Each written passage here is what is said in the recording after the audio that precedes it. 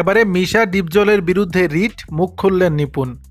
বাংলাদেশ চলচ্চিত্র শিল্পী সমিতির 2024-26 মেয়াদী নির্বাচনের ফল বাতিল চেয়ে নতুন নির্বাচন দাবি করে রিট করেছেন পরাজিত সাধারণ সম্পাদক প্রার্থী নাসরিন আক্তার নিপুণ।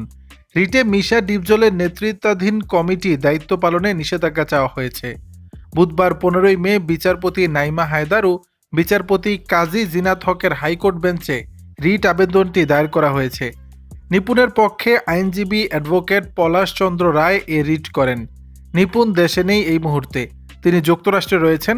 এই রিট তিনি করিয়েছেন, এটার সত্যতা জানালেন তিনি নিজেই।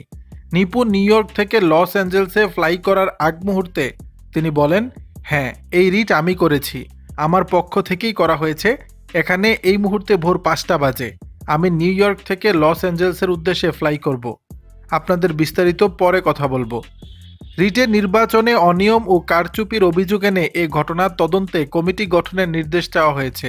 ফলে পাশাপাশি নতুন করে নির্বাচনের তফসিল ঘোষণা দেওয়ার নির্দেশ চেয়েছেন নিপুণ। দর্শক, বিষয়টি নিয়ে আপনাদের মতামত জানাবেন নিচের কমেন্ট বক্সে।